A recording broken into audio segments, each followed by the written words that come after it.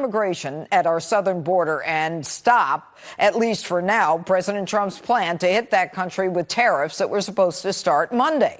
Mexico will send thousands of troops to the border and will work to offer jobs, health care, and education to asylum seekers sent back across the border by the United States.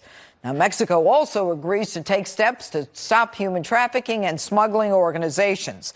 It's a big win for the president. And here now, my opening statement.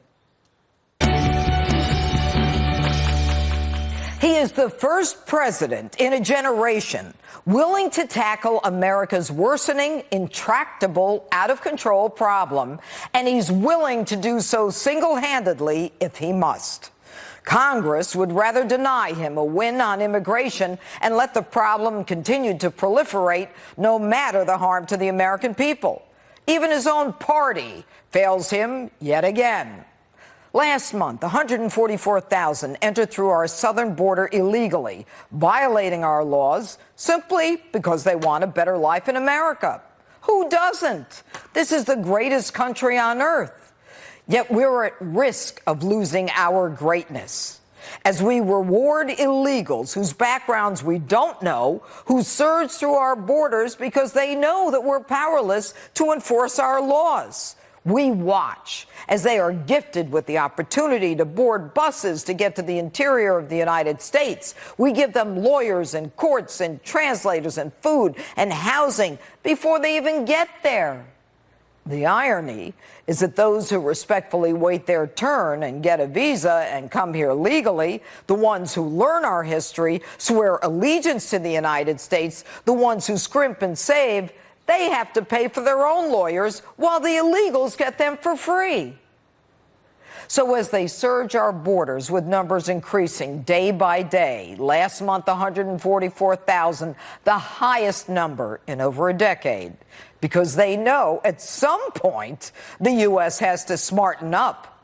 Yet Congress continues to fail us, not only blocking the president's efforts, but actually passing a bill this week that would give 2.5 million dreamers amnesty, a signal to illegals that not only will they let you in and pay for food, housing, education, medical, and travel, but sooner or later they'll give you amnesty after they release you into the interior, providing yet another incentive for illegals to cross.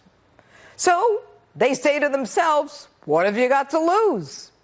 Yet the House, in their largesse this week in granting that amnesty, does nothing to address the crisis at the border. And the bill does nothing to secure the border or enforce our laws.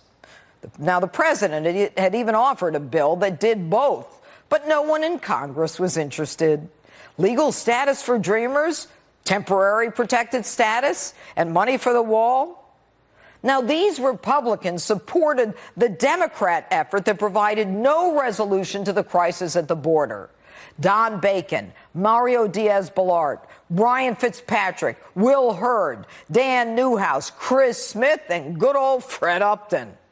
So the president is left to go it alone. Congress has failed every step of the way while attempting to give itself a raise. So what can be done to fix the crisis? This is the kind of answer you get from the left.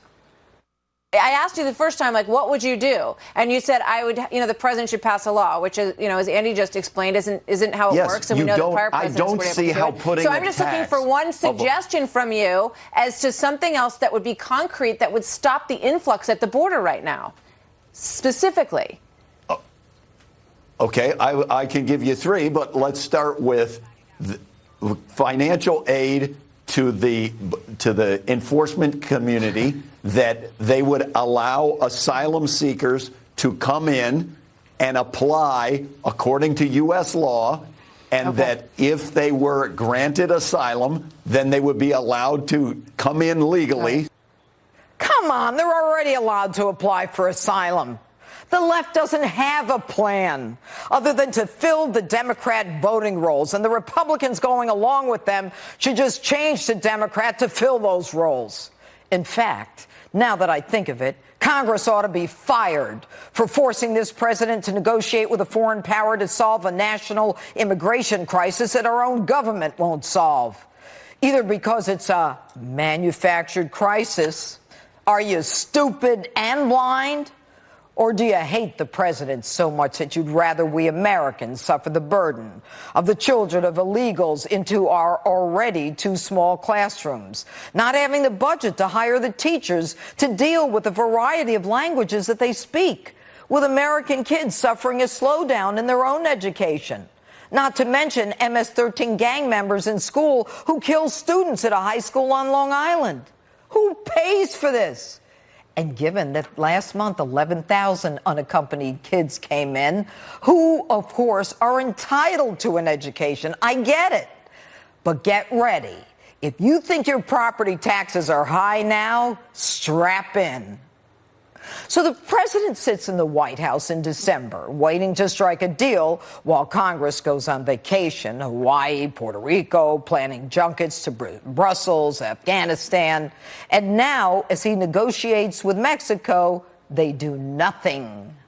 While illegal immigrants continue to set records day by day, crossing the border, knowing they'll be released to disappear, Congress would rather sit on their hands and give themselves a pay raise. I have an idea. Fire the whole lot of them and bring in every family that's been affected by illegal immigration, including the legal immigrants who had to wait their turn, and every family who might have had a job but for someone else doing it cheaper, and every family whose school taxes have gone up, and every family affected by crime committed by an illegal. It all comes down to one thing: the strength of the president to again defy the odds, the naysayers, and the doubters, to do what no president has done: fix this mess. This is Donald Trump's moment in history. And I, for one, believe in the man and the moment. So should you. And that's my open. Tell me what you think on my Facebook page and Twitter.